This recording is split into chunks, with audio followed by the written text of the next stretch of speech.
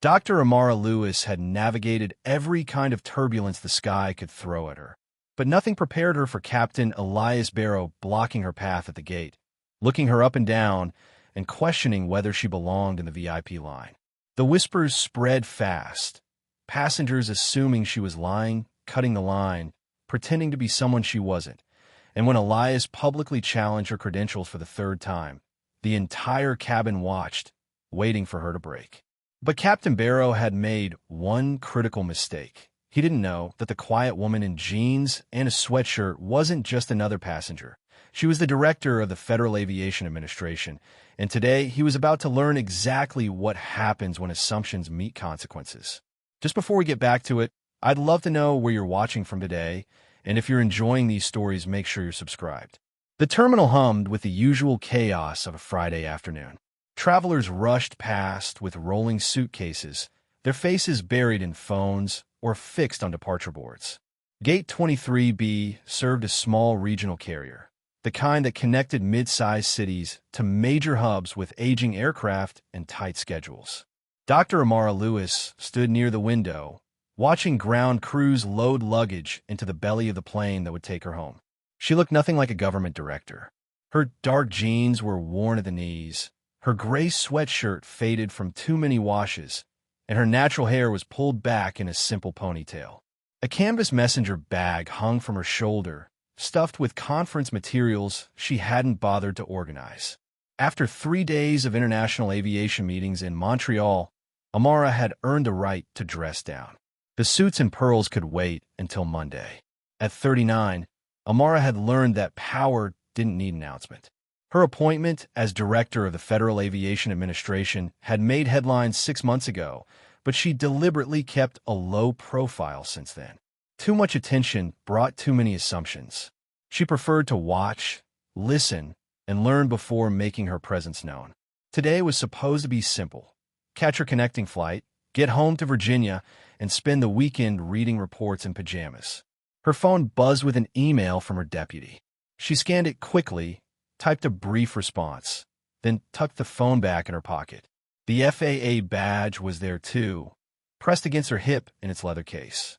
She touched it briefly, a habit born from years of carrying identification that defined her. But today, she didn't want to be Director Lewis. She just wanted to be Amara, tired and ready to go home. The gate agent's voice crackled through the speakers. We'll now begin boarding for Flight 447 to Richmond. We'd like to invite our first-class passengers and those requiring special assistance to board at this time. Amara gathered her bag and moved toward the priority lane. A small plastic card in her wallet marked her as VIP, a courtesy extended to federal officials traveling on government business. She rarely used it, preferring to board with everyone else, but today her feet ached and her patience had worn thin. Priority boarding meant avoiding the crush of passengers fighting for overhead space. As she stepped into the priority line, she felt eyes on her. A woman in a business suit glanced her way, then whispered something to her companion.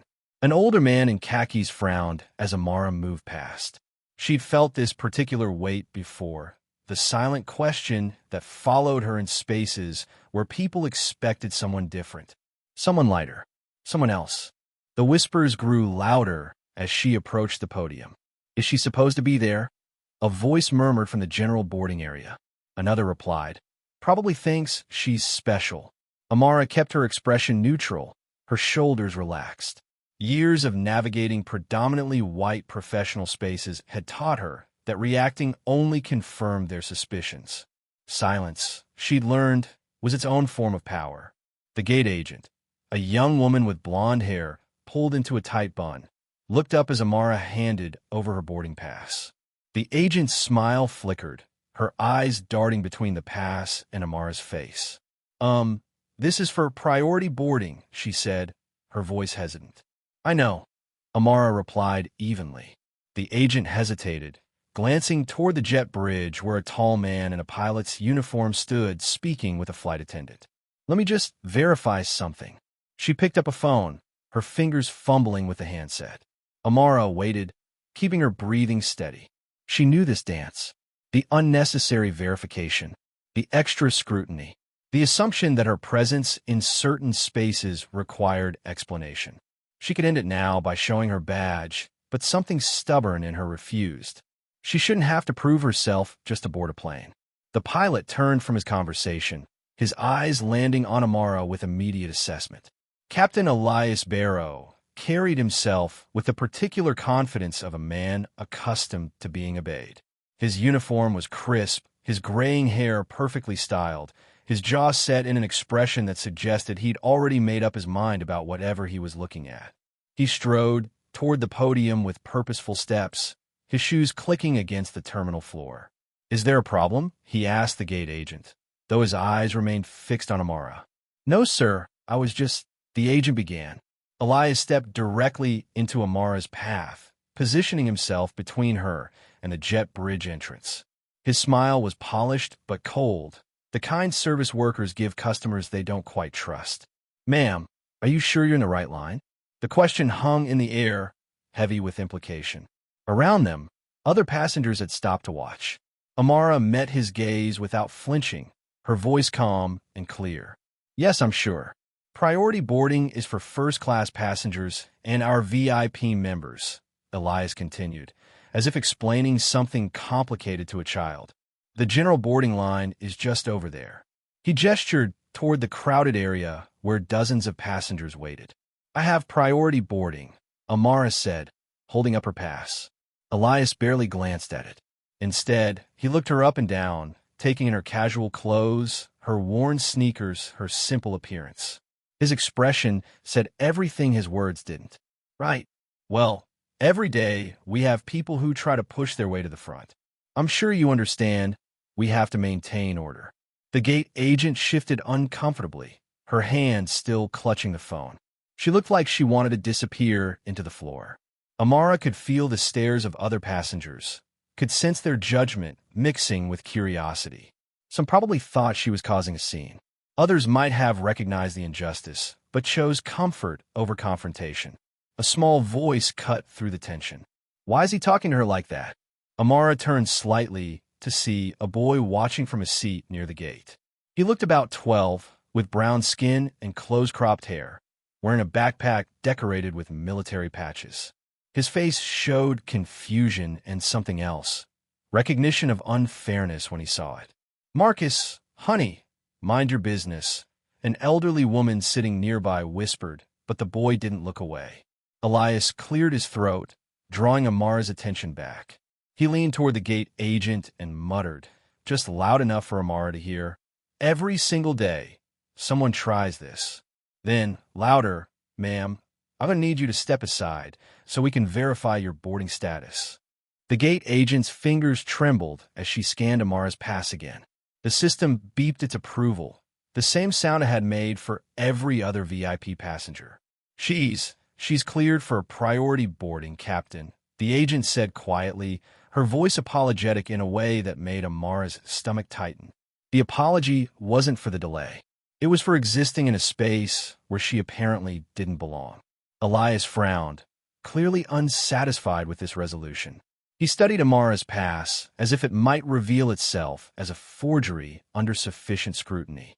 Finally, with obvious reluctance, he stepped aside. "Fine. Go ahead. No apology." No acknowledgement of his error. Just permission granted, as if he were doing her a favor. Amara walked past him, her head high, her steps measured. The jet bridge stretched ahead, empty except for the sound of her footsteps. Behind her, she heard Elias speaking to the gate agent in a low voice, his tone dismissive. She didn't need to hear the words to know their meaning. The aircraft was small, maybe 70 seats, with worn upholstery and overhead bins that had seen better days. First class consisted of 8 seats in 2 rows, larger than the economy seats but not by much. Amara found her seat by the window in row 2 and settled in, placing her bag under the seat in front of her. Through the window, she watched the ground crew work. A man guided a fuel truck into position. Another checked the landing gear. These were the people who kept aviation safe, the mechanics and technicians whose work happened in the shadows while pilots got the glory. Amara knew every role mattered, from the person who swept the hangar floor to the person who filed flight plans. Respect shouldn't be reserved for uniforms and titles. Excuse me. A flight attendant appeared beside her seat, her smile tight. Can I get you anything to drink before takeoff? Water would be great. Thank you, Amara replied. The attendant nodded and moved away. Amara heard her speaking to another crew member near the galley, their voices low but audible. That's her. The one the captain stopped at the gate. A pause. I don't know. Some kind of issue with her boarding pass, I guess. Amara closed her eyes briefly, fighting the exhaustion that came from being constantly scrutinized. She'd spent the last 3 days in meetings with aviation officials from 12 countries, discussing safety protocols and international regulations. She presented findings on pilot fatigue and argued for stricter training standards.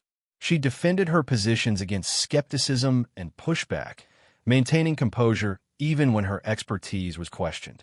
And now, on a regional flight home, she had to defend her right to sit in a seat she'd been assigned. More passengers began boarding. A businessman in an expensive suit took the seat in row 1 across the aisle, setting his leather briefcase on the seat beside him. He glanced at Amara, his eyes lingering for a moment before he pulled out his phone. Something in his expression suggested recognition, but he said nothing. The boy from the gate appeared in the aisle, struggling with a backpack that seemed too large for him. He spotted Amara, and his face brightened. "You made it on," he said, relief evident in his voice. "I did," Amara replied warmly. "Looks like we're neighbors."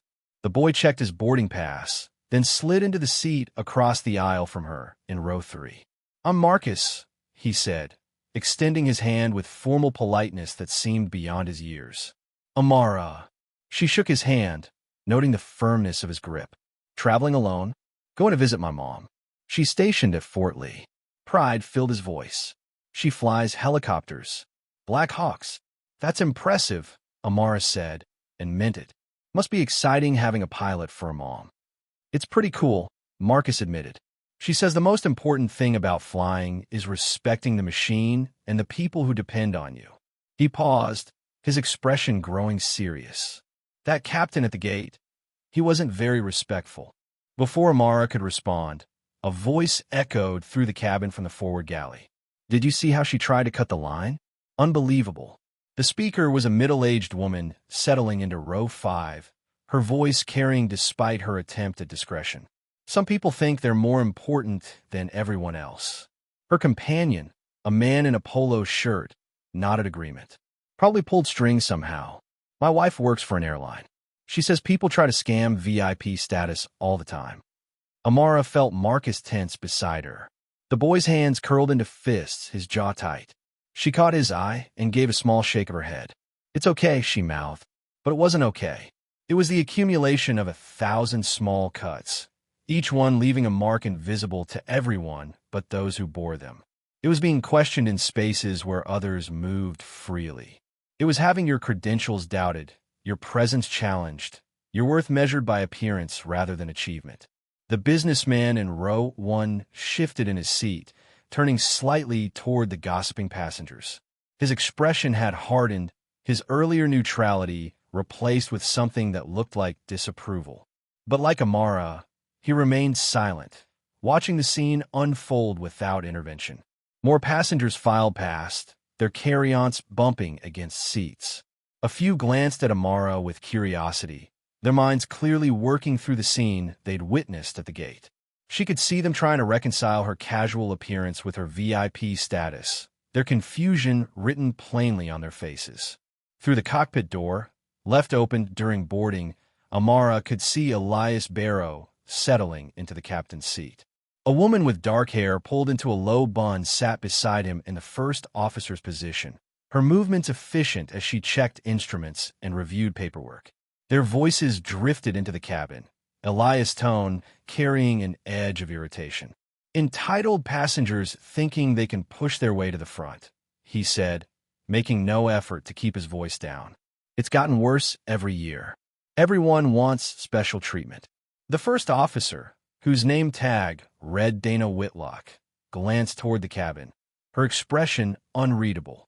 "She had a valid boarding pass, Elias," she said quietly. "That's not the point," he replied. "The point is maintaining standards." The moment you let people bend the rules, everyone thinks they can do it. Dana's lips pressed into a thin line, but she said nothing more. Her silence spoke volumes, suggesting this wasn't the first time she'd heard Elias make such comments, and probably wouldn't be the last.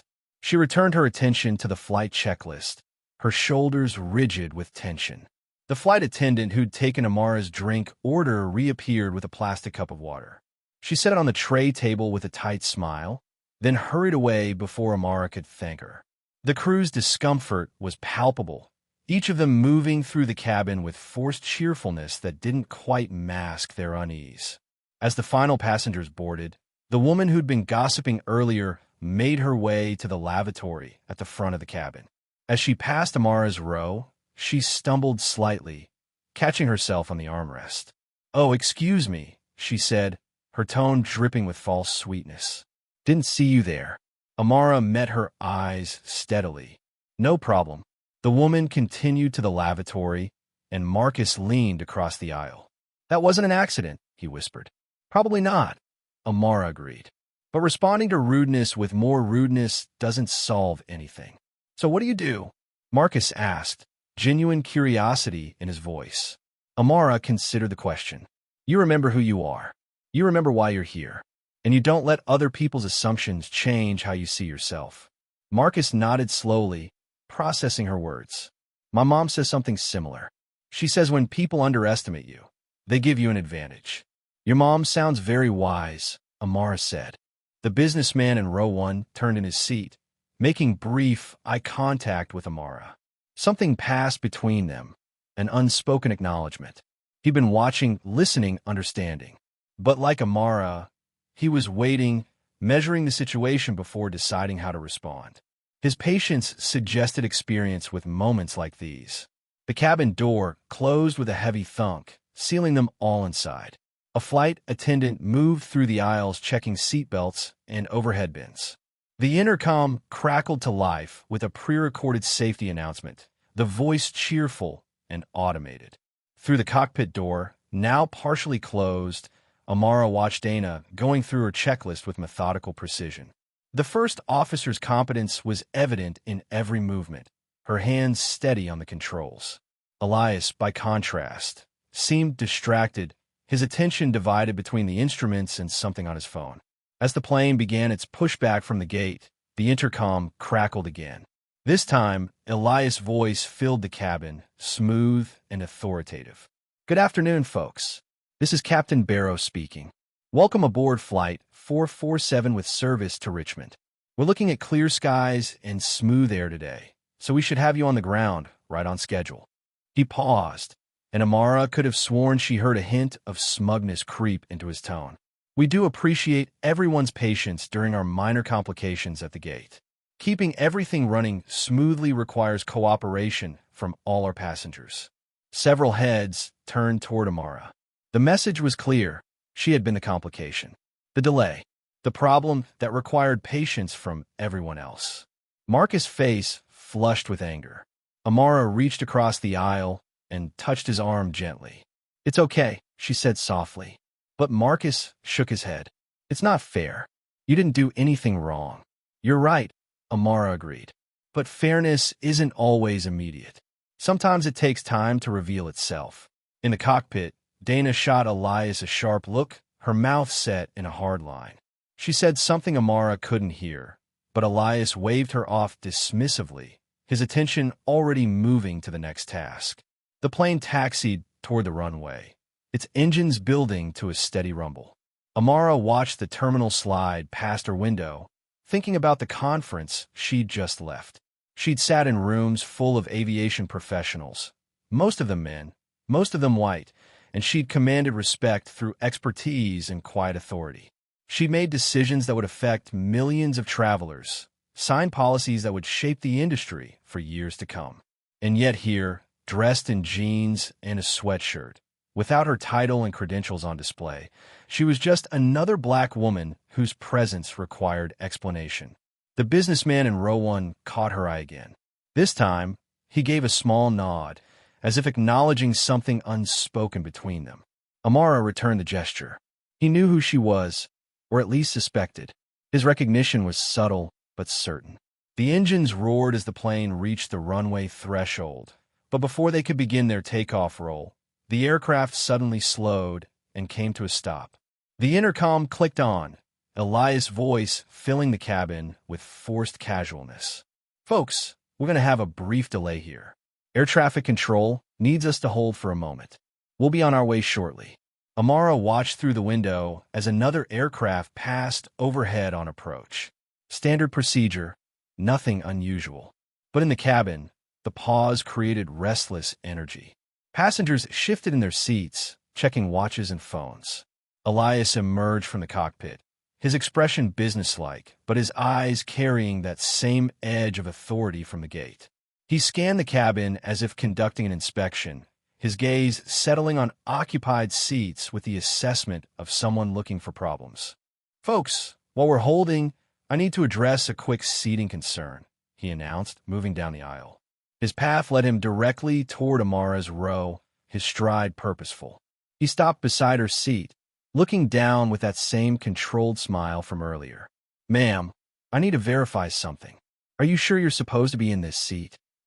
The cabin went silent. Every conversation stopped.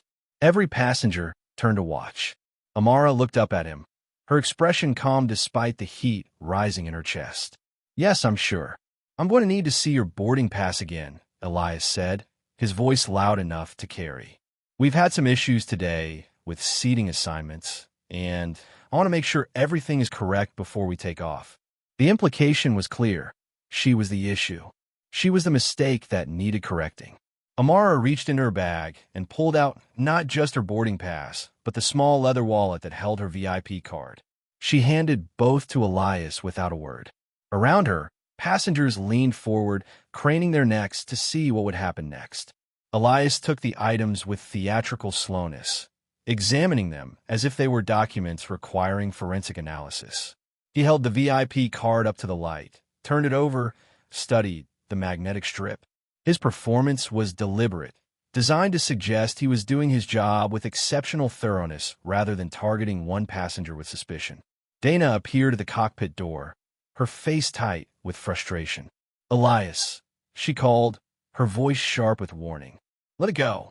He waved her off without looking back, his attention fixed on Amara's credentials. "Just being thorough, Dana. Safety and security, remember?" Marcus, across the aisle, had gone rigid in his seat. His hands gripped the armrest, knuckles pale. Amara could see him fighting the urge to speak, his young sense of justice warring with his uncertainty about how to intervene. "Ma'am, I'm going to need you to step into the aisle for a moment," Elias said, handing back her boarding pass but keeping the VIP card. "There's something I need to verify with the gate." "I'm not stepping anywhere," Amara replied, her voice level but firm. "I'm in my assigned seat with valid credentials. If you have a question about them, you can verify from where you're standing." A murmur rippled through the cabin. Some passengers looked uncomfortable, shifting in their seats. Others watched with undisguised interest, treating the confrontation like entertainment. The middle-aged woman from row 5 spoke up, her voice carrying false concern. "Captain, if there's a security issue, shouldn't we make sure everything is proper? Better safe than sorry, right?" Her companion nodded eagerly. "Absolutely. In this day and age, you can't be too careful." Elias seized on their support like a lifeline. "Exactly. We all want a safe flight, which means following proper procedures." He looked down at Amara again, his smile hardening. "So I'll ask one more time, ma'am. Please step into the aisle." "And I'll answer one more time," Amara said, her words crisp and clear. "I'm exactly where I'm supposed to be." Dana strode down the aisle, her patience clearly exhausted. She stopped beside Elias, her voice dropping to a sharp whisper that still carried to nearby passengers. "This is inappropriate, and you know it. She has valid credentials. You verified them at the gate. This needs to stop now." "I'm the captain of this aircraft," Elias replied, his voice rising, "and I'll decide what procedures are necessary for the safety of everyone on board." "This isn't about safety," Dana shot back. "And we both know it." The businessman in row 1 stood abruptly, drawing everyone's attention. He was tall, well-dressed, with the bearing of someone accustomed to commanding rooms. "Captain Barrow, Perhaps you should consider that you're creating the very disruption you claim to be preventing." Elias turned to him, surprise flickering across his face. "Sir, I appreciate your concern, but—" "Richard Langford," the man said, extending his hand, which Elias reflexively shook. "I sit on the board of 3 major airlines. I also happen to know Ms. Lewis professionally." He emphasized her name deliberately, watching for recognition that didn't come. Elias frowned. "That's nice, sir, but company policy. Your company policy doesn't require you to repeatedly challenge a validated VIP passenger," Richard interrupted smoothly. "In fact, I'm fairly certain it requires quite the opposite. Now, unless you have a legitimate operational concern, I suggest we all return to our seats so this flight can depart." The cabin had gone completely still. Even the gossiping woman had fallen silent, her earlier confidence deflating. Elias' jaw worked, his face flushing. He looked at Amara's VIP card in his hand, then back at her face. Whatever he saw there must have finally penetrated his assumptions, because something shifted in his expression. Not understanding, but uncertainty. "Fine," he said finally, his voice tight. He dropped the VIP card onto Amara's tray table rather than handing it to her. "Everything appears to be in order. But in the future, having proper documentation visible would prevent these kinds of delays." He turned on his heel and strode back toward the cockpit, his shoulders rigid. Dana remained in the aisle for a moment longer, her eyes meeting Amara's with something that looked like an apology mixed with shame.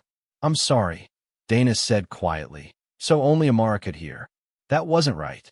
"No, it wasn't," Amara agreed. "But you spoke up. That matters." Dana nodded and returned to the cockpit. Through the partially open door, Amara could see her speaking to Elias in sharp, clipped tones.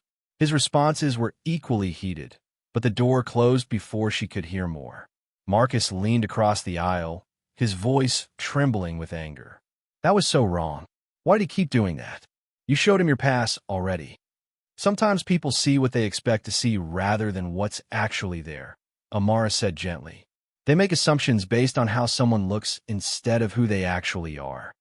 "That's stupid," Marcus declared with the blunt honesty of youth. "It is," Amara agreed, "but it's also reality. The question is what we do about it."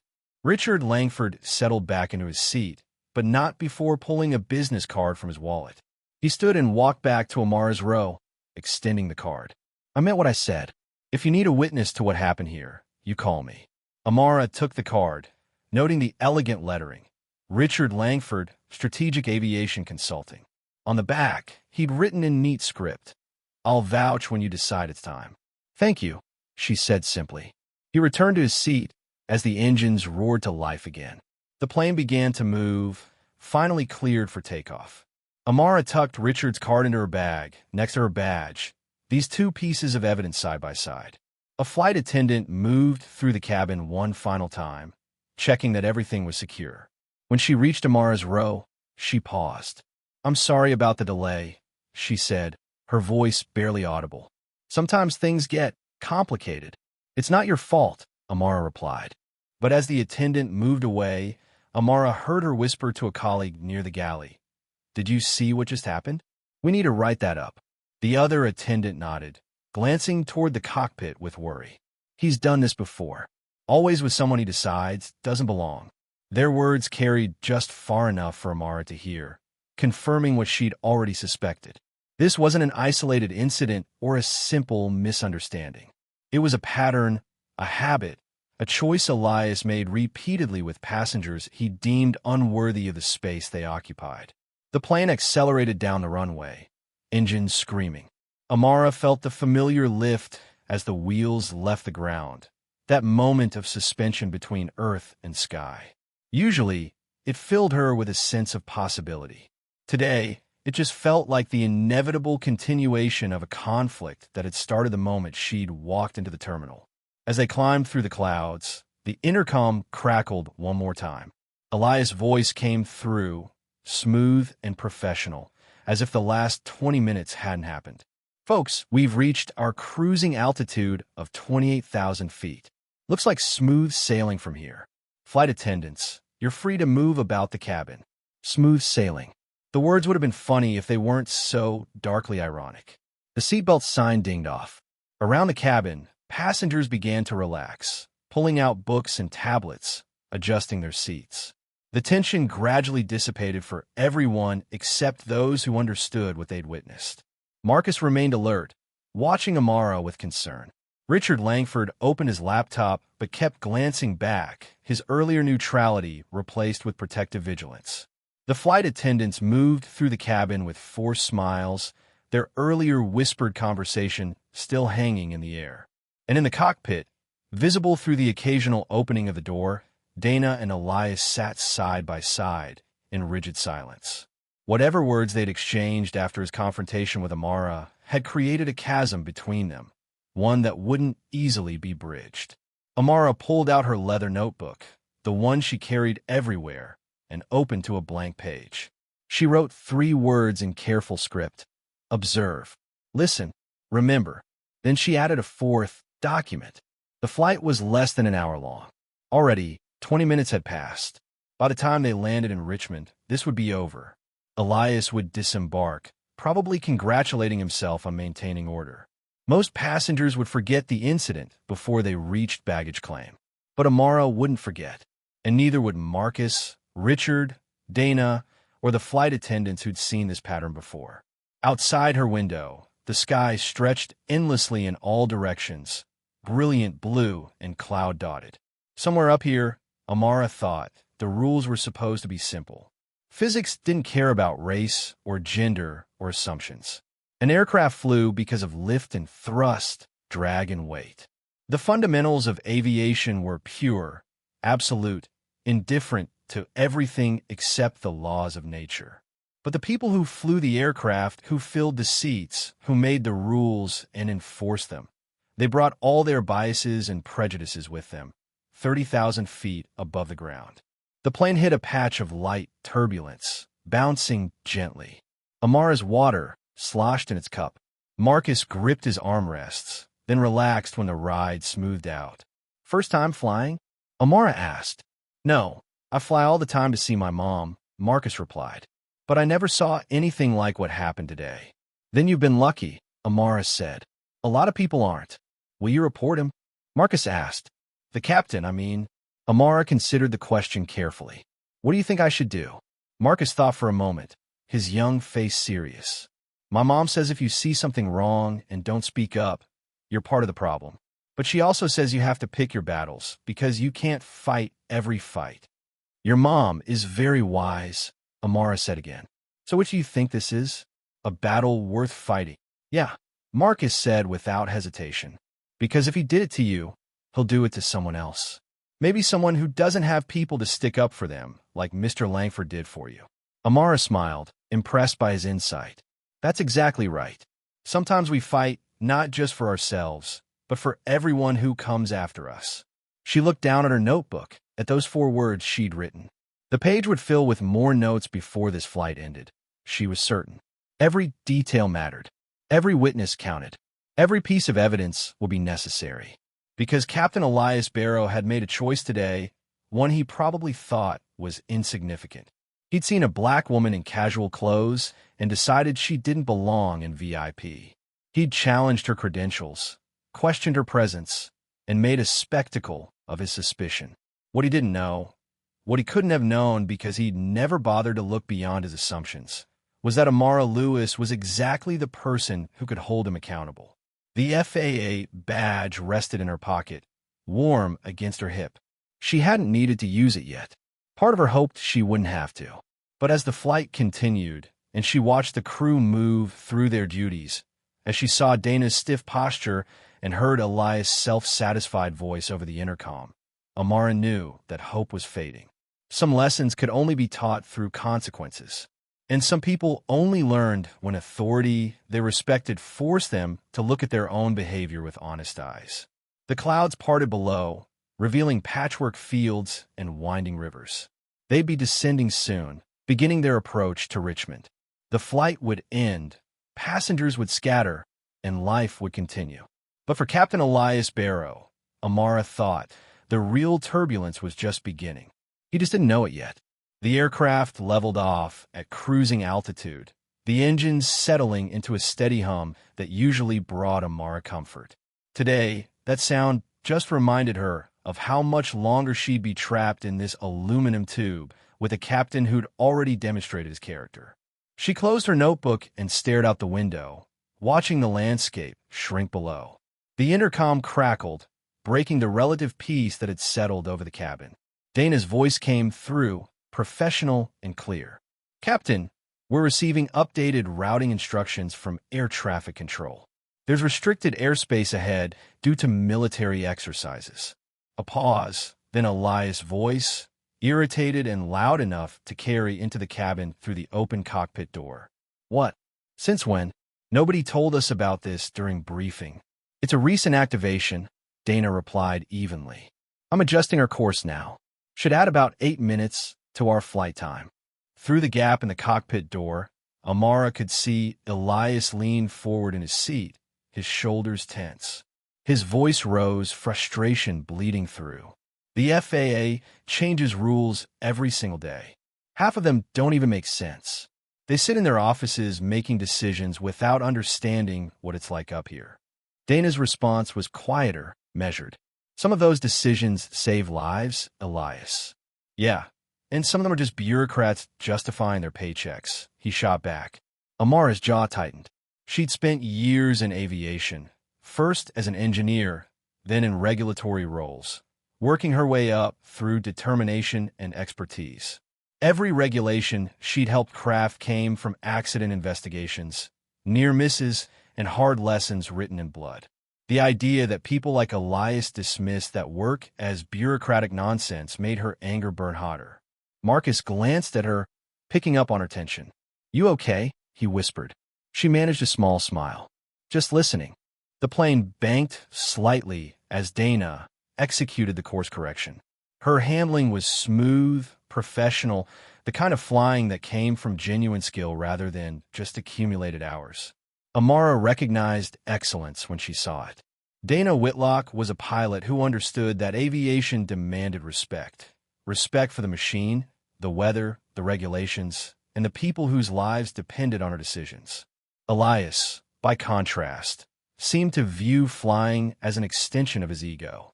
Amara had met plenty of pilots like him over the years. They were competent enough to pass their check rides, experienced enough to command aircraft, but they lacked the humility that separated good pilots from great ones. They believed their experience made them infallible, their authority absolute. A flight attendant appeared beside Richard Langford's seat in row 1, speaking quietly. Richard nodded, then stood and made his way down the aisle toward Amara. He paused at her row, keeping his voice low. "Mind if I sit for a moment?" "Go ahead," Amara replied, gesturing to the empty seat beside her. Richard settled in, his expression thoughtful.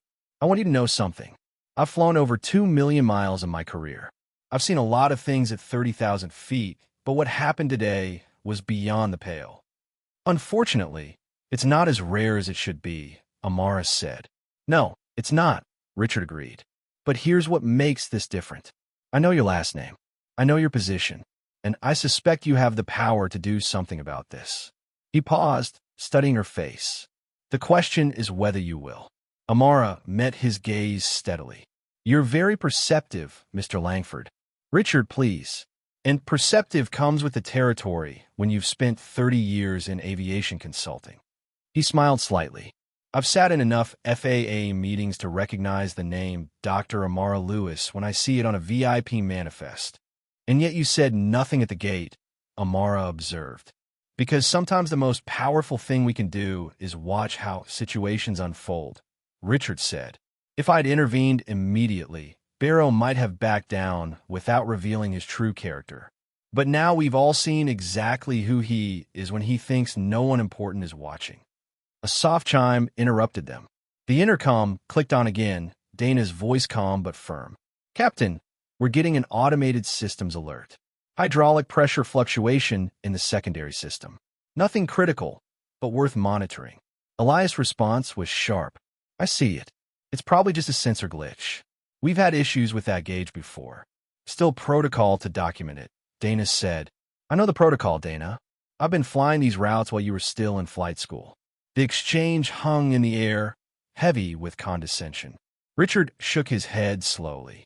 That man has no idea how close he is to the edge. No, Amara agreed. He really doesn't. Richard stood, preparing to return to his seat. Whatever you decide to do, Dr. Lewis, you have at least one witness who will tell the truth about today. He paused. Actually, make that several. I noticed the young man across from you has been paying very close attention. After Richard returned to row 1, Amara pulled out her phone. The aircraft's Wi-Fi was functional, and a notification waited from her deputy at the FAA. She opened it, expecting routine updates. Instead, she found an automated alert that made her pause. The notification detailed the minor hydraulic issue Dana had just reported. Standard procedure required all system anomalies to be logged in real time, creating a digital record that fed into FAA monitoring systems. What caught Amara's attention was the aircraft's maintenance history. This particular plane had experienced 3 similar hydraulic alerts in the past month, all logged, none resulting in formal maintenance action beyond sensor checks. Dana was following protocol perfectly. Elias was dismissing a pattern that deserved attention. Amara made a note in her phone. This wasn't directly related to today's discrimination, but it painted a broader picture of a captain who cut corners, trusted his instincts over procedure, and dismissed valid concerns from his first officer. The cabin remained quiet as passengers settled into the rhythm of the flight. Some read, others dozed, a few worked on laptops.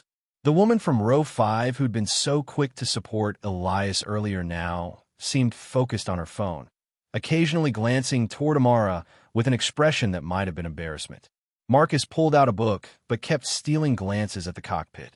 "Do you fly?" he asked Amara suddenly. "Not as a pilot," she replied, "but I've spent a lot of time in cockpits, learning how everything works." "What do you do?" Marcus asked with the direct curiosity of youth. Amara considered her answer carefully. "I work in aviation safety, making sure flights like this one follow the rules that keep everyone safe." "Cool," Marcus said, impressed. "So you know all about this stuff? Like what that hydraulic thing was about?" "I do," Amara confirmed. "It's usually not dangerous, but it needs to be checked properly. Good pilots take even small warnings seriously." "And bad pilots?" Marcus asked. "Bad pilots assume they know better than the instruments," Amara said. "They trust their experience over evidence. And sometimes that works out fine. But sometimes it doesn't, and that's when people get hurt." Through the cockpit door, she could see Dana working through a checklist, her movements precise. Elias seemed distracted, his attention drifting to his phone between glances at the instruments. The contrast couldn't have been more stark. A flight attendant approached the cockpit, speaking briefly with Dana before returning to the galley.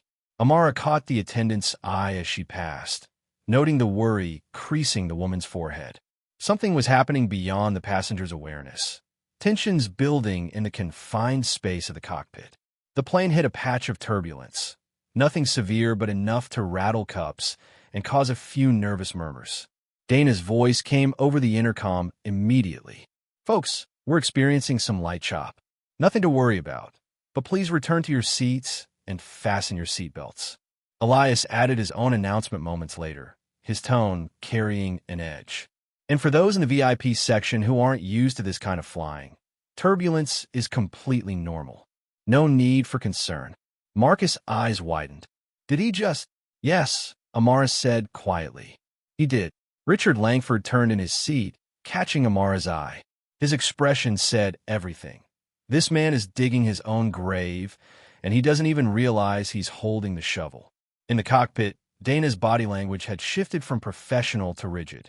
She said something to Elias that Amara couldn't hear, but the sharpness of Dana's movement spoke volumes. The first officer had reached her limit. The turbulence smoothed out as they adjusted altitude. Amara watched clouds slide past her window, thinking about all the flights she'd taken over the years, all the pilots she'd observed, all the times she'd seen small acts of prejudice dismissed as insignificant. Each incident alone might seem minor, easy to excuse or ignore, but accumulated over time, across thousands of passengers, They created a culture where certain people never felt fully welcome in spaces they had every right to occupy. She'd heard the arguments before. It was just a misunderstanding. He was following procedure. You're being too sensitive. Not everything is about race. The defenses piled up, insulating people like Elias from accountability, allowing patterns to continue unchallenged. But Amara wasn't just any passenger. She had the authority to demand accountability. The question Richard had posed lingered in her mind. Would she use it? Her hand moved to her coat pocket, fingers brushing the leather case that held her badge. The FAA director's credentials represented more than personal authority. They represented every person who'd been dismissed, doubted, or demeaned in spaces where they belonged. Every time someone like Elias made assumptions based on appearance, he didn't just insult one passenger. He reinforced a system that told entire groups of people they were perpetual outsiders. The flight attendant returned to the galley, whispering urgently with her colleague. Their eyes kept darting toward the cockpit, then toward Amara. Recognition was spreading, pieces falling into place. The crew was beginning to understand that today's incident wasn't just another passenger complaint they could quietly document and file away. Amara opened her notebook again and began writing. She documented the timeline precisely. Elias' initial challenge at the gate, his public questioning in the cabin, his dismissive comments over the intercom, his casual reference to VIP passengers not used to flying. She noted Dana's repeated attempts to check his behavior, the flight attendant's discomfort, Richard's intervention, and Marcus witnessed to it all. Evidence. That's what separated complaints from accountability. And Amara was building a comprehensive record that no airline legal team could dismiss as misunderstanding or miscommunication. The seatbelt sign dinged off again as they entered smoother air. A flight attendant made her way to the galley at the rear of the cabin, and Amara noticed her pause to speak with another crew member. Their conversation was brief but intense, punctuated by glances toward row 2 where Amara sat. Moments later, the same attendant approached Dana in the cockpit, leaning in to whisper something. Through the gap in the door, Amara saw Dana's eyes widen, her head turning sharply toward the attendant. The attendant nodded, confirming whatever question Dana had asked. Dana's shoulders sagged slightly, and she closed her eyes for a long moment. When she opened them, she looked directly through the cockpit door toward Amara. Their eyes met across the cabin, and understanding passed between them. Dana knew now. She knew exactly who had witnessed Elias' behavior. The first officer turned to her captain, speaking quietly but urgently. Elias waved her off without looking away from his instruments, clearly annoyed by whatever Dana was saying. His dismissiveness was automatic, habitual, the response of someone who'd spent years believing his authority made him right by default. Dana persisted, her voice rising enough that fragments reached Amara's ears. Need to understand, not just any passenger. Serious implications. Elias finally turned to face her, his expression irritated. Dana, I don't care if she's the Queen of England. I did my job. I verified her credentials. If she has a problem with proper security procedures, that's her issue, not mine. It wasn't proper procedure, Dana said, her voice sharp enough now to carry clearly into the cabin. It was targeted harassment, and you know it. Several passengers looked up at the raised voices. The woman from row 5 shifted uncomfortably in her seat. Richard Langford had gone very still, listening intently. That's enough, Elias snapped. We can discuss this after we land. Right now, I need you focused on flying this aircraft. I'm focused, Dana replied coldly. I've been focused this entire flight while you've been busy making announcements designed to humiliate a passenger who did nothing wrong. Marcus leaned across the aisle, his voice barely a whisper. She's standing up to him. Yes, she is, Amara replied quietly. That takes courage. In the cockpit, Elias had turned his attention back to his instruments, his jaw tight. Dana pulled out her phone, her fingers moving quickly across the screen. She was documenting too, Amara realized, creating her own record of today's events. Richard Langford stood and walked back to Amara's row again, this time carrying his business card holder. He extracted a card and wrote something on the back before handing it to her. That's my personal cell, he said. When this inevitably becomes an investigation, you'll need witnesses who saw everything. I am volunteering. Thank you, Amara said, accepting the card. Can I ask why you're willing to put yourself in the middle of this? Richard's expression grew serious. Because I've sat in too many boardrooms where executives dismiss complaints about crew behavior as isolated incidents or misunderstandings. I've watched patterns get buried under legal settlements and non-disclosure agreements. Someone needs to be willing to stand up and say, I saw it or recognized it for what it was, and I'm not going to pretend it didn't happen. He glanced toward the cockpit. That captain doesn't just have an attitude problem. He has a pattern, and patterns like his cost airlines millions in lawsuits and lost customers. More importantly, they cost real people their dignity. If I can help stop that, I will. After Richard returned to his seat, a middle-aged man from row 4 approached Amara hesitantly. He was white, dressed in business casual, with a laptop bag slung over his shoulder. Excuse me, he said quietly. I need to apologize. Amara looked up, surprised. For what? For not saying anything, he replied, his discomfort evident. At the gate, and then again in the cabin when the captain was questioning you. I knew it wasn't right, but I told myself it wasn't my business. That maybe I was misreading the situation. He paused, meeting her eyes. But I wasn't misreading it. I knew exactly what was happening, and I chose comfort over doing the right thing. I am sorry. I appreciate that, Amara said. Taking responsibility for our silence is important. The man nodded. If you need someone to corroborate what happened, I'll do it. It's the least I can do. He returned to his seat, and Amara noted his seat number in her notebook. Another witness. Another piece of evidence. The wall of silence that usually protected people like Elias was crumbling. The intercom crackled to life. Dana's voice came through, professional despite the tension. Folks, we're beginning our initial descent into Richmond. We should be on the ground in about 20 minutes.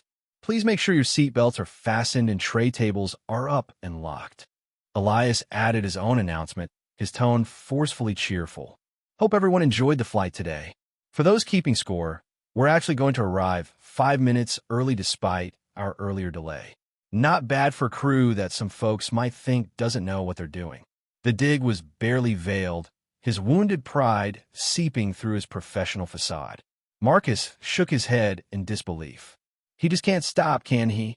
No, Amara said. Some people double down instead of backing off. They see admitting error as weakness. As the aircraft descended through layers of clouds, Amara watched the ground rise to meet them.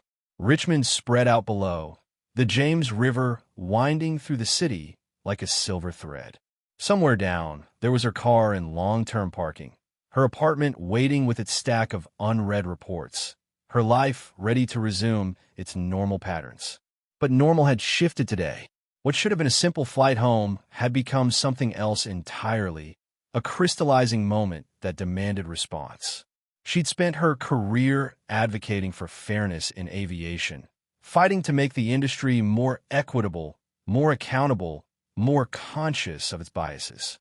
Now, she had a chance to turn those principles into action. A flight attendant moved through the cabin, checking seatbelts and tray tables. When she reached Amara's row, she paused.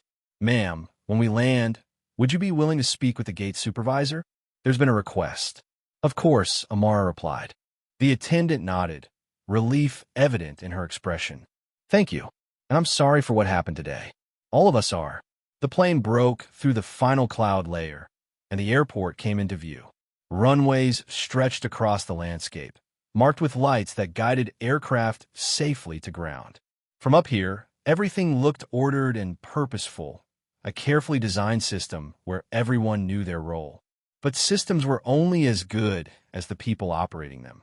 Rules meant nothing if they weren't enforced. Procedures failed when individuals decided their judgment superseded protocol. And safety, real safety, required more than technical proficiency.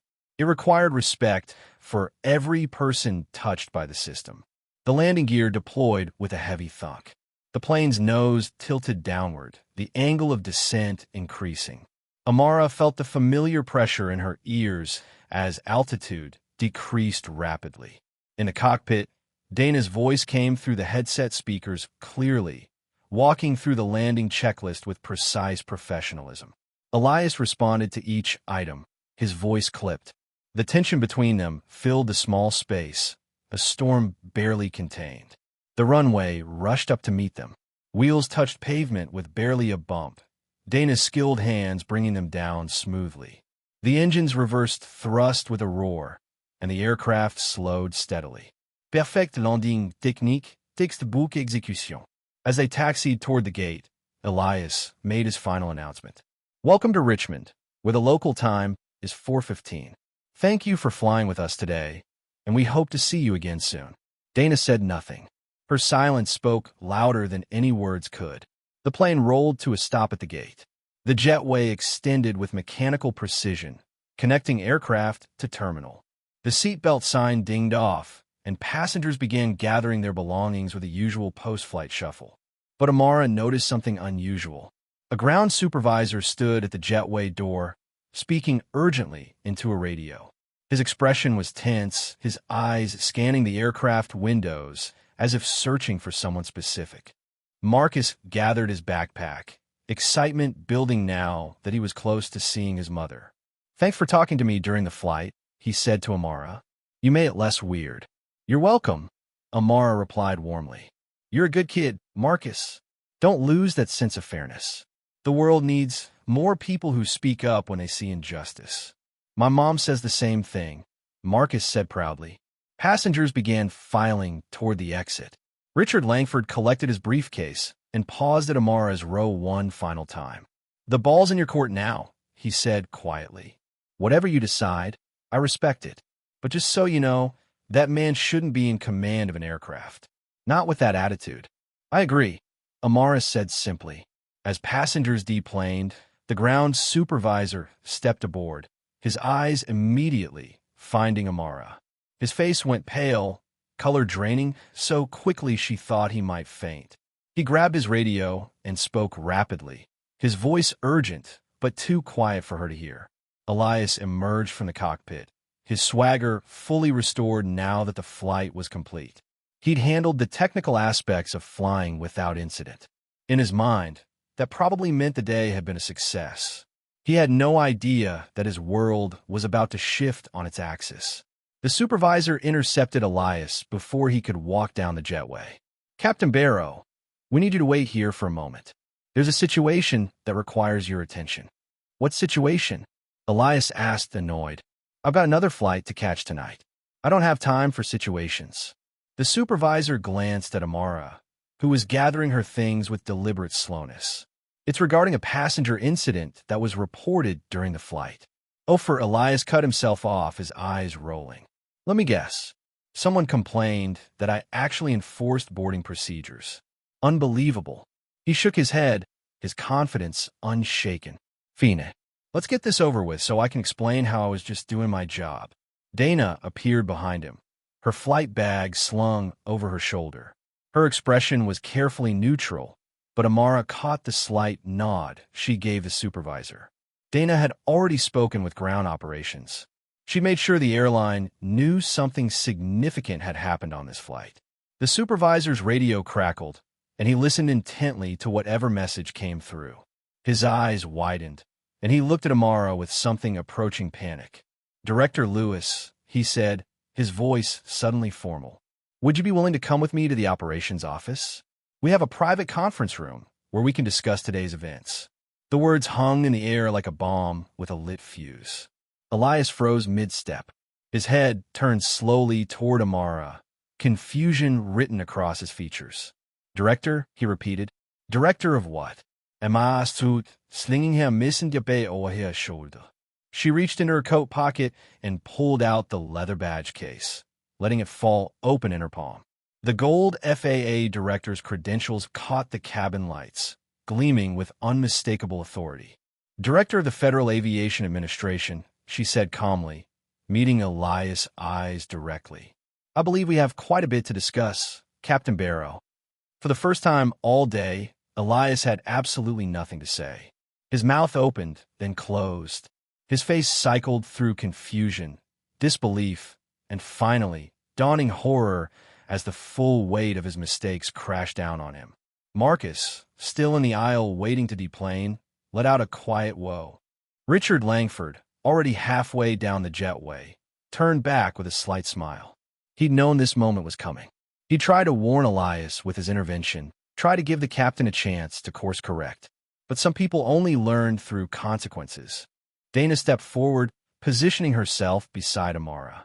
Captain Barrow has a documented history of targeting passengers he deems unworthy of their seats, she said clearly, her voice carrying through the cabin. Today was not an isolated incident. It was a pattern finally catching up with him. The remaining passengers, still in their seats, stared in stunned silence. The woman from row 5 looked like she wanted to disappear. The man who'd apologized earlier watched with grim satisfaction, glad he'd chosen to speak up. Amara looked at the supervisor. "Yes, I'll come to the operations office. And I'd like First Officer Whitlock present as well. She has important information to share." "Of course, Director Lewis," the supervisor said, his professionalism fighting against his obvious nervousness. This was not the kind of situation covered in standard training. As Amara walked down the aisle toward the exit, Elias finally found his voice. "Wait, I didn't know. If I'd known who you were." Amara stopped and turned back to face him. Her expression was calm, but her words cut through the air with surgical precision. "That's exactly the problem, Captain. You should treat every passenger with respect regardless of who they are. The fact that you need someone to be important before you'll extend basic dignity tells me everything I need to know about your character." She continued toward the exit, leaving Elias standing frozen in the cabin he'd commanded with such confidence just an hour ago. Behind her, she heard Dana say quietly, "I tried to warn you. You wouldn't listen." The jetway felt longer than usual as Amara walked toward the terminal. With each step, she felt the weight of what came next settling onto her shoulders. This wasn't just about one flight or one captain anymore. It was about accountability, about patterns, about using power responsibly to create change. Marcus appeared beside her, walking toward baggage claim. "That was amazing," he said, his young voice full of awe. "He had no idea." "No, he didn't," Amara agreed. "But he does now." Behind them, in the aircraft that had carried them all through the clouds and safely back to Earth, Elias Barrow stood alone in the aisle, finally understanding that the flight wasn't over. In many ways, for him, it had just begun. The moment Amara's badge flashed in the cabin light, something shifted in the air itself. The remaining passengers who'd witnessed the reveal stood frozen, some with phones half raised, as if wanting to capture the moment, but thinking better of it. The ground supervisor looked like he might need medical attention, his face cycling between pale shock and flushed panic. Elias remained rooted in place, his earlier swagger completely evaporated. His mouth worked soundlessly, trying to form words that wouldn't come. Finally, he managed, "I was just following protocol." "No, you weren't," Dana said from behind him, her voice steady and clear. "Protocol doesn't involve blocking passengers at gates, questioning validated credentials multiple times, or making pointed announcements designed to humiliate someone. That was personal bias, and everyone on this aircraft knows it." Two flight attendants emerged from the galley, their earlier nervousness replaced with something that looked like relief. The younger one, whose name tag read Jessica, stepped forward. "Director Lewis, we'd like to provide statements as well. This wasn't the first time Captain Barrow has behaved this way toward passengers." The older attendant, Patricia, nodded firmly. "We've documented incidents before, but they were dismissed as misunderstandings or personality conflicts. Today felt different. We knew we had to speak up." Amara's expression softened slightly as she looked at the flight attendants. "Thank you. Your willingness to come forward matters more than you know." Marcus stood near the exit, his backpack straps clutched in both hands, watching the scene unfold with wide eyes. "I can tell them what I saw too," he said, his young voice cutting through the tension. "He was mean to you for no reason. Everybody saw it." "Thank you, Marcus," Amara said warmly. "You're very brave." The boy beamed at her words, standing a little straighter. Then his phone buzzed, and he glanced at it. "My mom's waiting at baggage claim. Can I go?" Of course, Amara replied. Give him all my regards. Tell her she's raising a good man. Marcus grinned and disappeared down the jetway, his footsteps echoing. As he vanished from view, Amara caught sight of Richard Langford waiting just inside the terminal. He'd positioned himself where he could observe without interfering, a witness who understood his role. The ground supervisor cleared his throat nervously. Director Lewis, if you'll follow me, we have a private conference room prepared. Captain Barrow, First Officer Whitlock, you're both requested to attend as well. Elias finally found his voice fully, though it came out higher than usual. This is a misunderstanding. If I'd known who she was. Stop talking, Dana interrupted sharply. Please just stop. You're making it worse. But Elias couldn't help himself. The words tumbled out, desperate and defensive. I treat all passengers equally. I was ensuring security. It's my responsibility as captain to verify boarding credentials when something seems unusual. And what seemed unusual about me, Captain? Amara asked, her tone dangerously calm. Be specific. Elias opened his mouth, then closed it. Whatever answer formed in his mind, he was smart enough to realize it would only dig the hole deeper. His silence spoke volumes. That's what I thought, Amara said. She turned to the supervisor. Lead the way. As they walked through the terminal, Amara noticed the stairs. Word had spread quickly through airport staff. Ground crew members whispered to each other, their eyes following her progress. A gate agent grabbed her colleague's arm, pointing discreetly. The FAA director wasn't someone who typically appeared unannounced at regional airports, and certainly not as a passenger on a flight where the captain had just made a catastrophic error in judgment.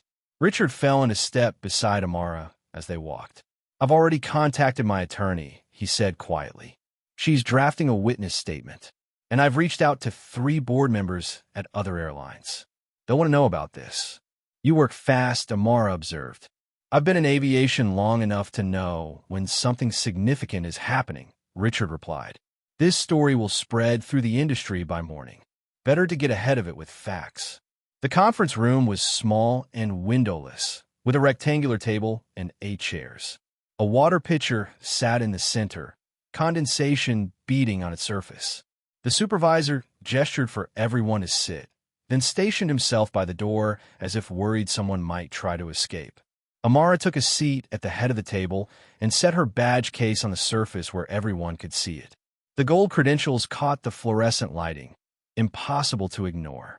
Dana sat to her right, posture straight and professional. Elias hesitated before taking a seat across from them, as far from Amara as the table allowed.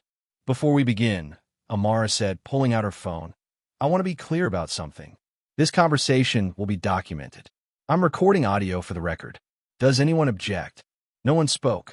Elias looked like he wanted to object, but couldn't figure out how to do so without appearing guilty. Amara pressed record and set the phone on the table.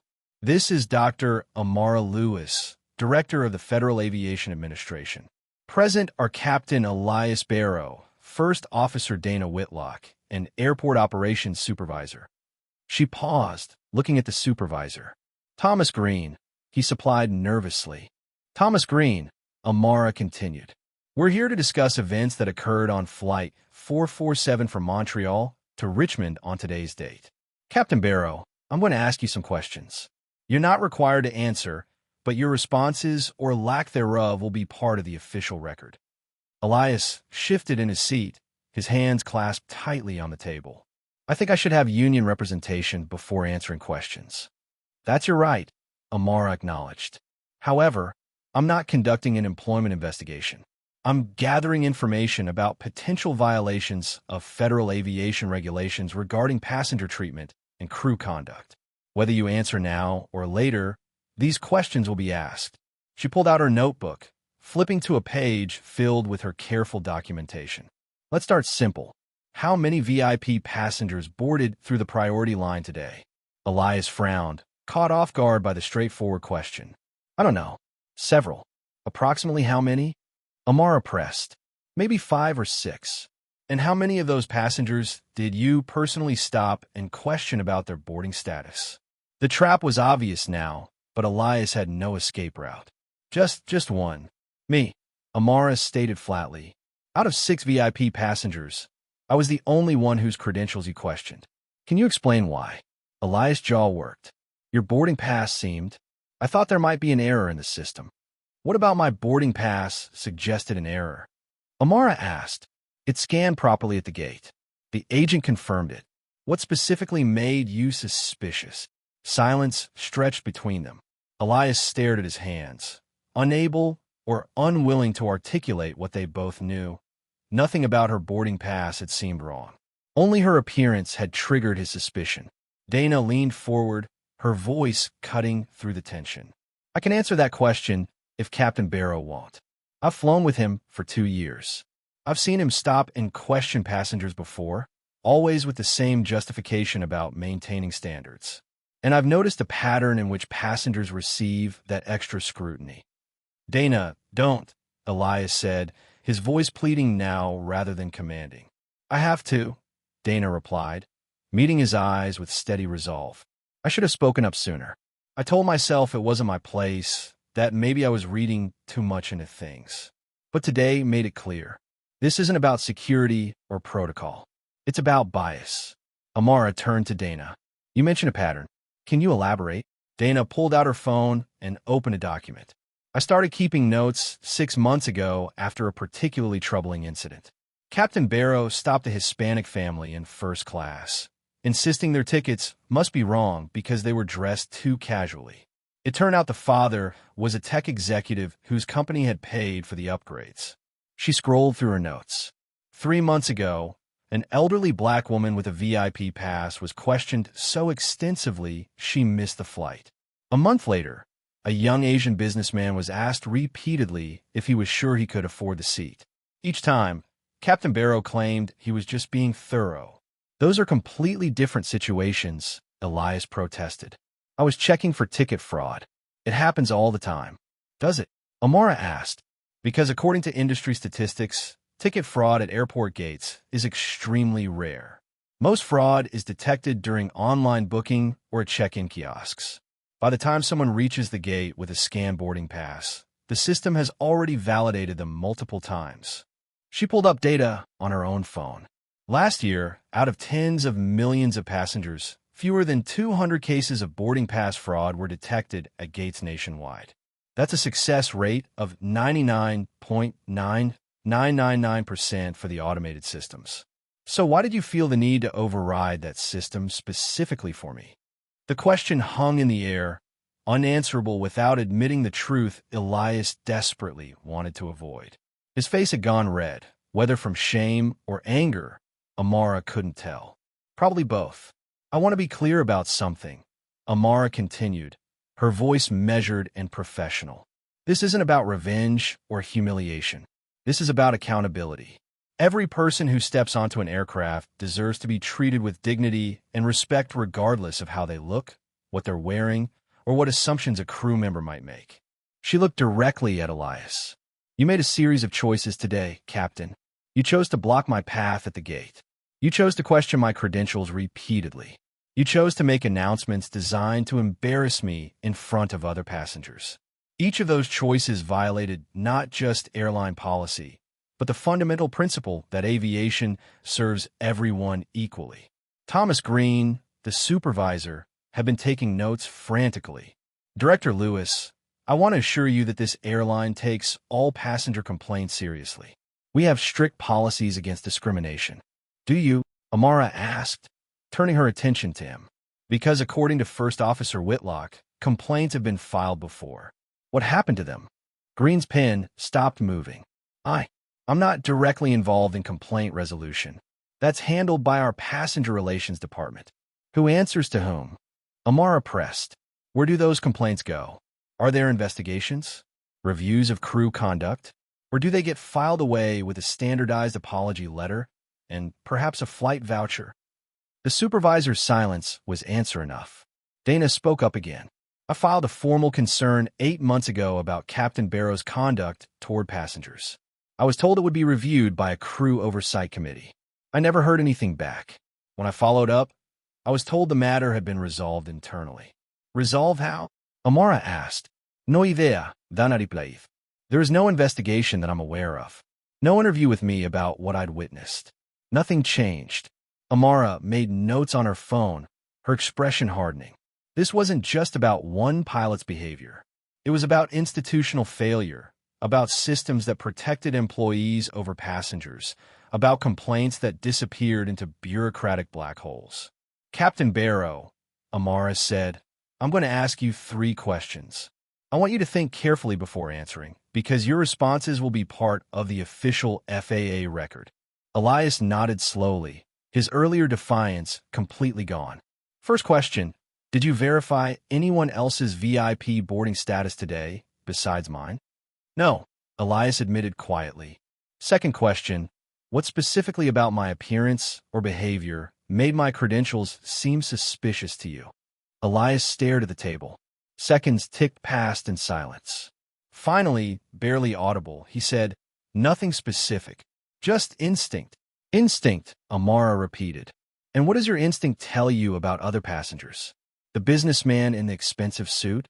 The elderly white woman with her knitting? Do they trigger your instinct, or does it only activate for certain people? Elias didn't answer. Third question, Amara continued. If you had known I was the FAA director, would your tone and behavior have been different? Yes, Elias said, then seemed to realize how damning the admission was. I mean, I would have shown appropriate respect for your position, but not appropriate respect for me as a paying passenger with valid credentials, Amara said. That's the distinction, Captain. You believe respect should be reserved for people you deem important enough to deserve it.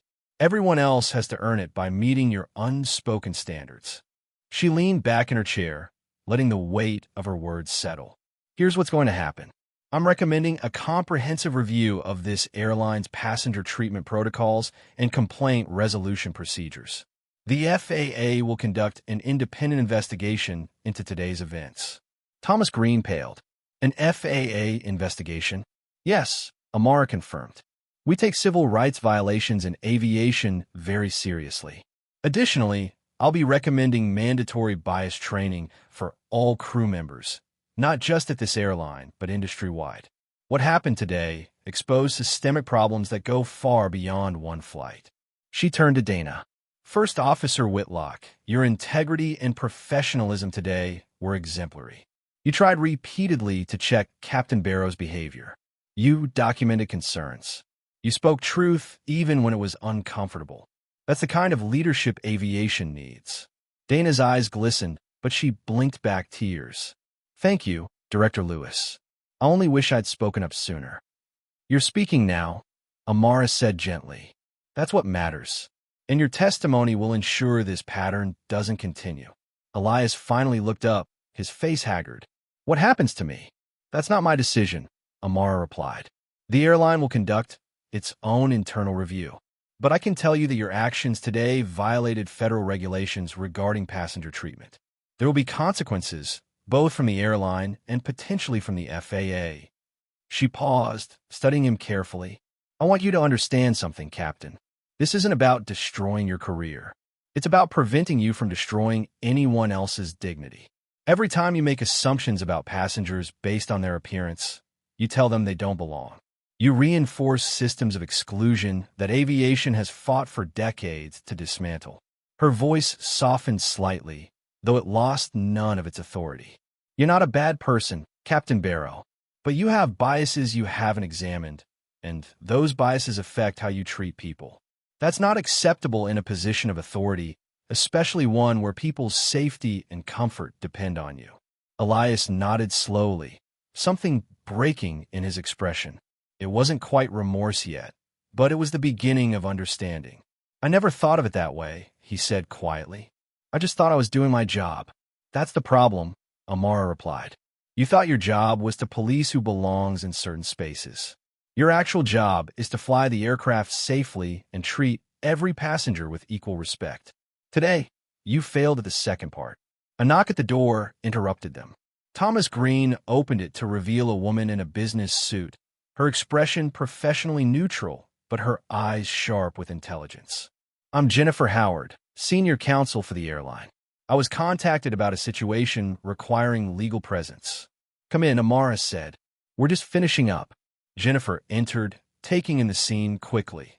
The FAA director's badge on the table, Elias' defeated posture, Dana's rigid professionalism. The supervisor's barely contained panic. She'd clearly been briefed on the basics, because her first words were, Director Lewis, on behalf of the airline, I want to apologize for your experience today. I don't want an apology crafted by lawyers, Amara said bluntly. I want concrete action, policy changes, real oversight, a system where complaints like First Officer Whitlock's don't disappear into bureaucratic limbo. Jennifer nodded, pulling out a tablet. We're prepared to conduct a thorough review of all protocols. Captain Barrow will be placed on administrative leave pending investigation. We take these matters very seriously. Do you? Amara asked. Because according to the evidence I've gathered, this airline has taken complaints seriously by filing them away and hoping they'd be forgotten. That stops now. She stood, gathering her belongings. I'll be submitting a formal report to the FAA within 48 hours. I expect full cooperation from the airline in any subsequent investigation. First Officer Whitlock will be protected from any retaliation. Any attempt to punish her for speaking truthfully will result in additional federal scrutiny. Jennifer made notes rapidly. Understood, Director Lewis. Amara looked at Elias one final time. You asked what happens next. Here's my answer. You have a choice. You can deny everything, blame others, claim you're just following protocol. That path leads nowhere good. Or you can acknowledge what happened, examine your biases, and work to become better. That's the harder path, but it's the only one that leads to redemption. She picked up her badge case and slipped it back into her pocket. Aviation demands excellence from everyone involved. That includes treating every passenger with dignity. I hope you'll remember that going forward. Without waiting for a response, Amara walked to the door. Dana stood quickly, following her. Thomas Green practically stumbled over himself to open the door for them. As they stepped into the corridor, Amara heard Elias speak one last time, his voice hollow. I am sorry. She paused, but didn't turn around. Don't apologize to me, Captain.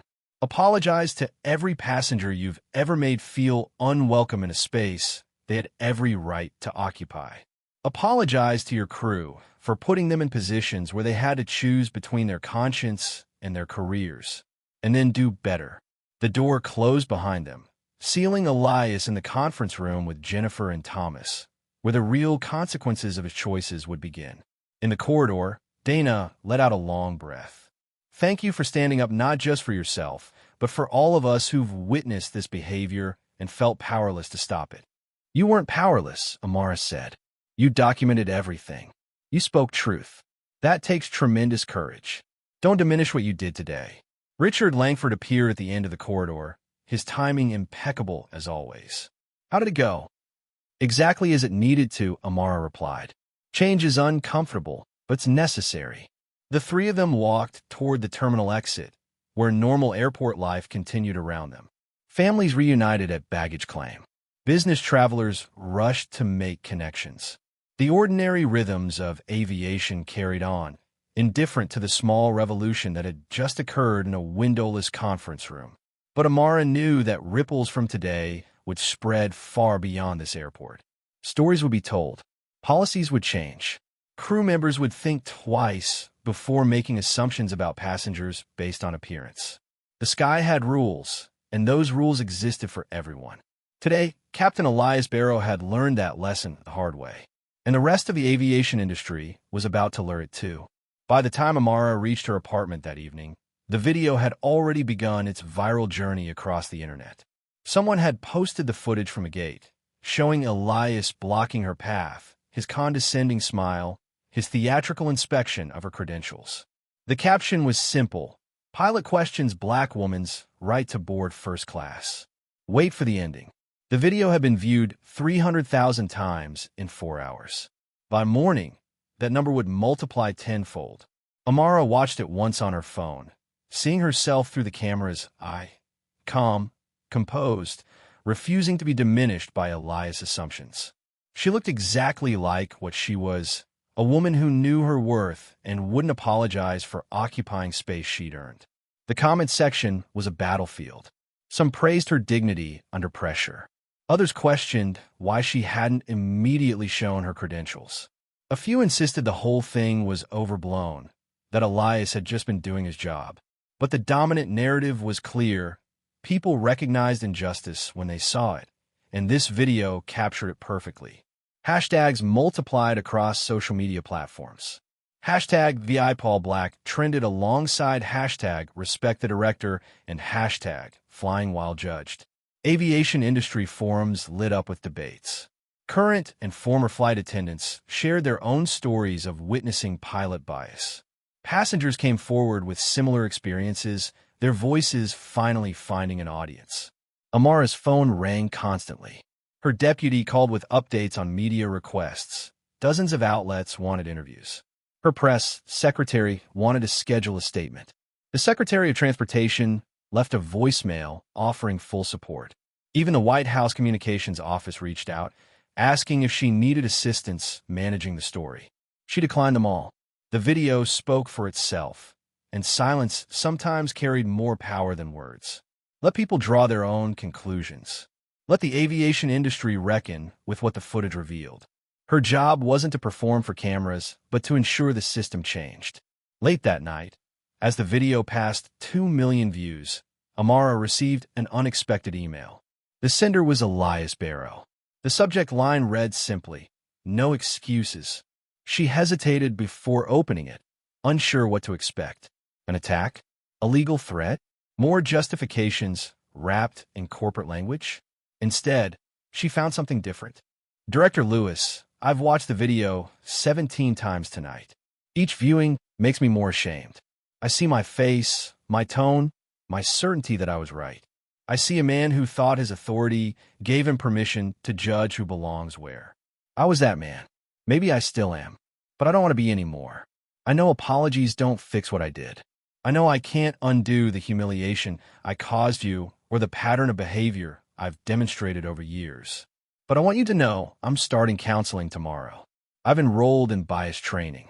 I'm reading everything I can find about systemic racism in professional spaces. This isn't about saving my career. It's about becoming someone I can respect when I look in the mirror. Thank you for holding me accountable. I needed to face consequences I've avoided for too long. Elias Barrow." Amara read the email twice, searching for insincerity or self-serving manipulation. She found neither. The words rang with genuine remorse, the kind that came from truly seeing oneself for the first time. It didn't erase what happened, didn't absolve Elias of responsibility, but it suggested the possibility of growth, which was more than many people achieved after being confronted with their biases. She didn't reply. Elias' journey toward change was his own to navigate. Her role had been to create accountability, not to grant absolution. The next morning, the airline held a press conference. Jennifer Howard stood at a podium flanked by the company's CEO, a white man in his 60s named Martin Caldwell, and their head of diversity and inclusion, a black woman named Vanessa Price. The optics were carefully managed, but the content surprised Amara as she watched from her office. Yesterday's incident on Flight 447 represents a fundamental failure. Martin began, his voice heavy with what seemed like genuine remorse. Not just the failure of one employee, but the failure of our systems, our training, and our oversight. We allowed complaints to be buried. We dismissed patterns as personality conflicts.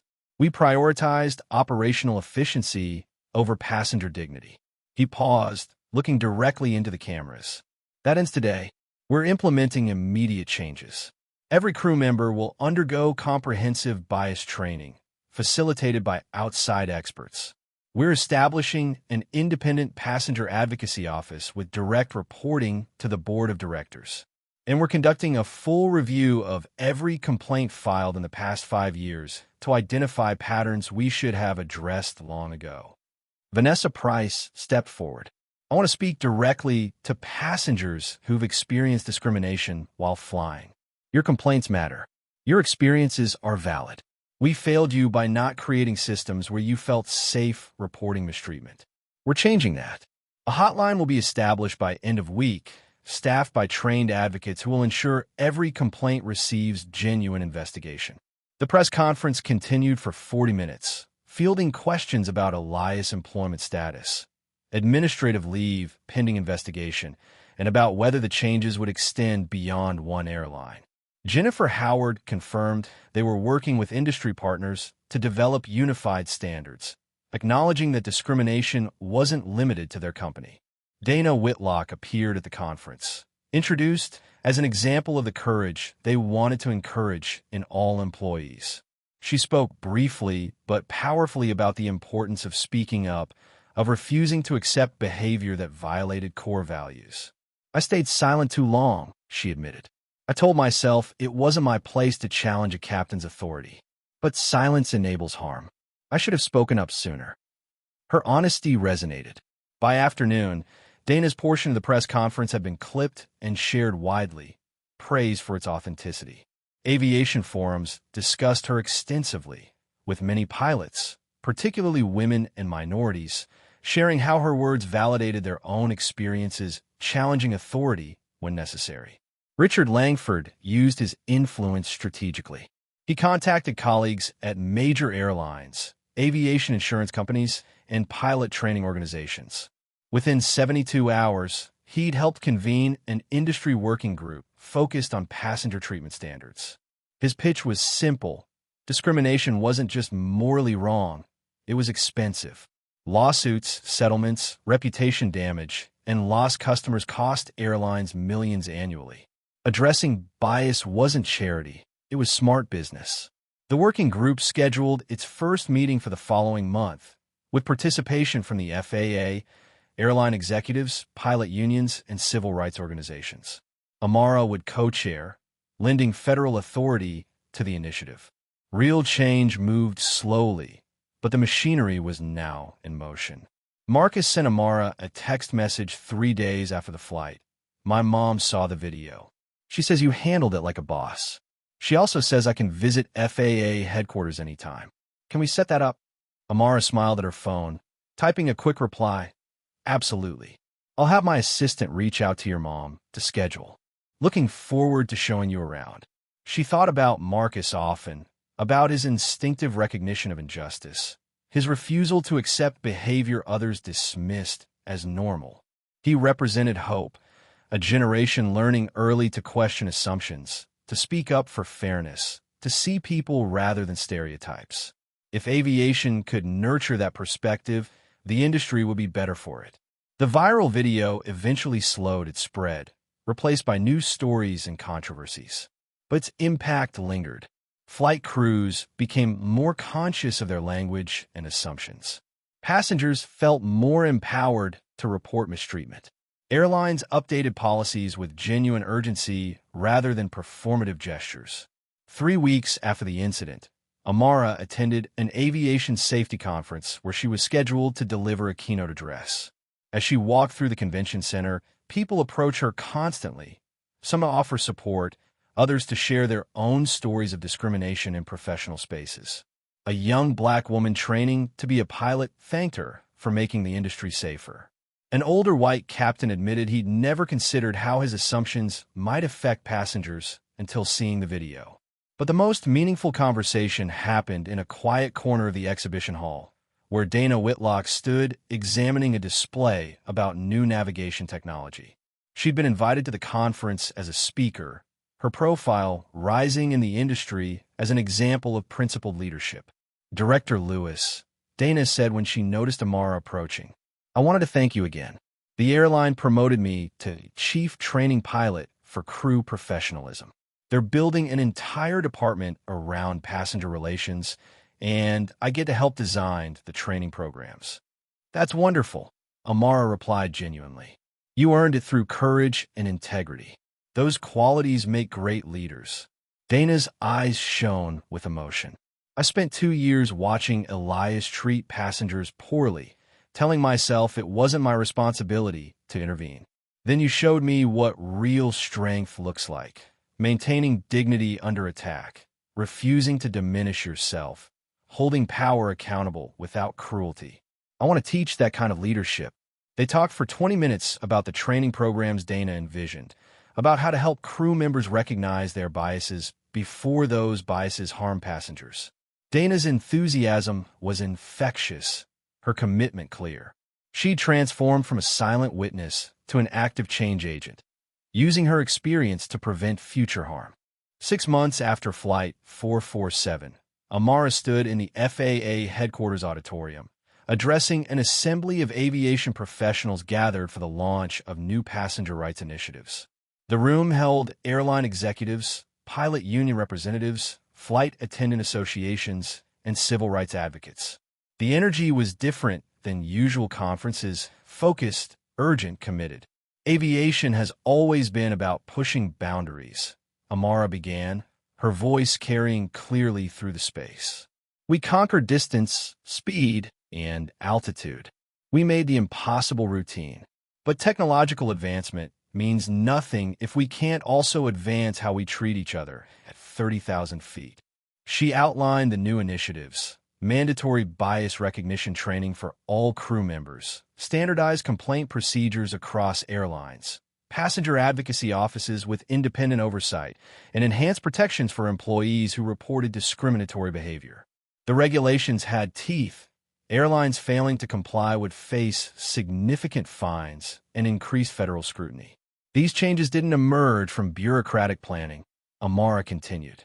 They came from lived experience, from passengers who were questioned, doubted, and diminished because someone made assumptions based on appearance, from crew members who witnessed problems but lacked systems to address them effectively. And yes, from one flight where multiple failures converged to create a teachable moment for an entire industry. She never mentioned Elias by name. The story had moved beyond individual actors to systemic solutions.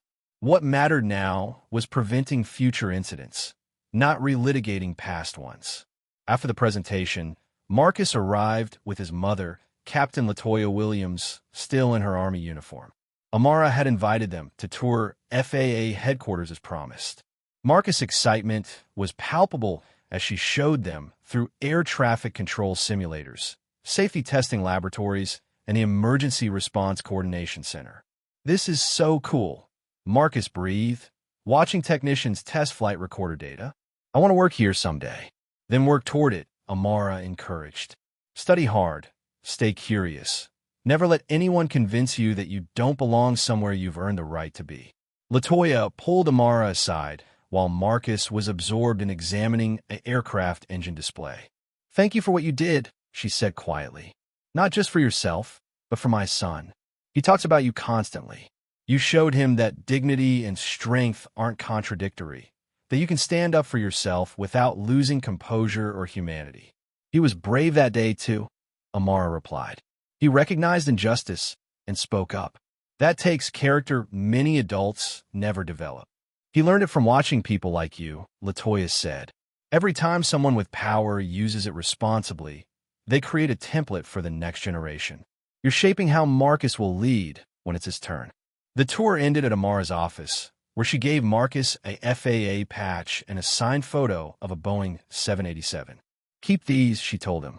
"And when you're ready to apply for internships or jobs here, you reach out. I want to see you succeed." Marcus hugged her impulsively, then seemed embarrassed by his enthusiasm. Amara smiled. "Never apologize for showing genuine emotion. The world needs more of it, not less." That evening, Amara attended a quiet dinner hosted by Richard Langford at his home. Dana was there, along with several airline executives who championed the industry reforms. The gathering was celebration and strategy session combined, people who'd worked hard for change, taking a moment to acknowledge progress while planning next steps. "The industry working group is exceeding expectations," Richard reported over wine and appetizers. "We've got participation from 80% of major carriers. Even the holdouts are coming around. They see the liability risks of ignoring these issues." Dana shared updates on training implementation. "We've trained over 15,000 crew members so far. The feedback has been overwhelmingly positive. People want to do better. They just need frameworks and language to recognize their biases." Conversation flowed naturally, these disparate people united by shared purpose. Amara listened more than she spoke, grateful for allies who'd turned one difficult flight into catalyst for meaningful reform. As the evening wound down, Dana approached Amara privately. "I heard something today. Elias completed his counseling and bias training. He's requested to return to flying, but only as first officer, not captain. He says he needs more time learning before he's ready to lead again." "That's wise of him," Amara said. "Recognizing your limitations is often the first step toward overcoming them." "Do you think people can really change?" Dana asked. "After years of thinking one way, can they genuinely become better?" Amara considered the question carefully. "Some people can. Not everyone. Some are too invested in their biases to examine them honestly. But people who truly face their failures, who do the hard work of understanding how their actions affected others, they can grow. Whether Elias is one of those people, time will tell." Several weeks later, Amara received an invitation to speak at an aviation diversity conference. The organizers wanted her to share her experience from Flight 447, to put a human face on the regulatory changes sweeping the industry. She accepted, understanding that personal stories often move people more effectively than policy discussions. The conference was held in Chicago, drawing aviation professionals from across the country. Amara stood backstage, hearing the murmur of the assembled crowd. The moderator introduced her with extensive credentials: FAA director, former aerospace engineer, advocate for safety and equity in aviation. But when Amara walked on stage, she began differently than expected. "6 months ago, I got on a plane dressed in jeans and a sweatshirt, tired from a conference, just wanting to get home. I had a valid boarding pass, proper credentials, every right to be in the seat I'd been assigned. But someone looked at me and decided I didn't belong. This is my story, but it's also the story of countless people who face similar assumptions every day." She spoke for 20 minutes about the flight, about Elias' behavior, about Dana's courage, about Marcus' witness, about Richard's support. She described the conference room confrontation, the viral videos spread, the changes that followed. Her tone remained measured, factual, focused on systems rather than individuals. "This isn't about villainizing one captain," she concluded. "It's about recognizing patterns, addressing biases, and building systems that protect everyone's dignity. Captain Barrow made mistakes, but he's also working to correct them. That journey deserves acknowledgement, even as we maintain accountability for past actions."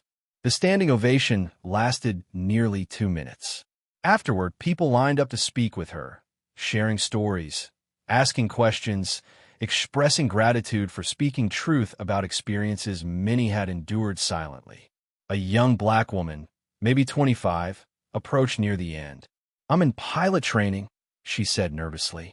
"Sometimes instructors treat me like I'm less capable than white students, like I'm only there because of diversity initiatives. Hearing your story helps me remember I belong in that cockpit because I've earned it, not because anyone gave me special treatment." "You're exactly right," Amara told her. "Don't let anyone's assumptions become your internal narrative. You belong wherever your skills, dedication, and qualifications take you." Months continued passing. The changes became embedded in industry practice. Airlines reported improved passenger satisfaction scores. Complaint rates increased initially, not because problems worsened, but because passengers finally trusted reporting systems. Many complaints were resolved quickly through new advocacy channels, preventing escalation. Elias returned to flying as a first officer, paired with a captain known for mentoring and patience. Reports suggested he was humble, attentive, and careful in his interactions with passengers. Whether his change was permanent remained to be seen, but the trajectory was encouraging. Dana thrived in her new role, becoming a respected voice on crew professionalism. She spoke at conferences, advised airlines on policy development, and mentored young aviators navigating industry challenges. Her story, from silent witness to active leader, inspired others to find their courage. A year after Flight 447, Amara boarded another flight, this one to Seattle for a safety conference. She arrived at the gate in casual clothes again, her badge tucked in her bag. The gate agent smiled warmly, scanning her priority boarding pass without question. The captain stood at the aircraft door, greeting passengers with genuine friendliness. "Welcome aboard," he said to Amara, his tone professionally courteous. "Thank you for flying with us today." She smiled and moved to her seat. The flight was uneventful, exactly as it should be. No one questioned her presence. No announcements carried hidden barbs. She was simply another passenger in a system that, imperfectly but increasingly, treated everyone with baseline respect. As the plane lifted into the sky, Amara looked out her window at clouds stretching endlessly. Aviation had always represented possibility, the ability to transcend limitations, to connect distant places, to dream beyond boundaries. That promise should extend to everyone, regardless of who they were or how they looked. The fight for that vision wasn't finished. Bias persisted, assumptions continued, inequity remained embedded in structures and practices. But progress was real. Systems were changing. People were learning. And every flight that treated passengers with equal dignity moved the industry closer to its stated ideals. Amara pulled out her phone and sent a text to Marcus. In the air again. "Smooth flight, respectful crew, exactly how it should be. Keep working toward your dreams. The skies are getting friendlier." His response came quickly. "Can't wait to be up there with you someday." She smiled, tucking her phone away. The future of aviation sat in school somewhere, studying and dreaming, preparing for a career in skies that people like her were working to make more just. That legacy, helping create space for the next generation to thrive, mattered more than any title or position. Outside her window, the earth curved beneath clouds. Up here, the sky belonged to everyone who had the courage to reach for it. And down below, the work continued, turning that possibility into reality, one flight, one policy, one changed mind at a time. Dignity took flight too. It rose on the same air that lifted aircraft, powered by the same determination that conquered gravity. And like aviation itself, it required constant attention, continuous improvement, and unwavering commitment to the principle that everyone deserved respect in spaces they had every right to occupy. The plane leveled at cruising altitude. Amara closed her eyes, feeling the familiar hum of engines, and allowed herself a moment of satisfaction. The work wasn't done, but it was underway, and that, she thought, was exactly what progress looked like. Like and subscribe for more stories about courage, justice, and the power of standing your ground.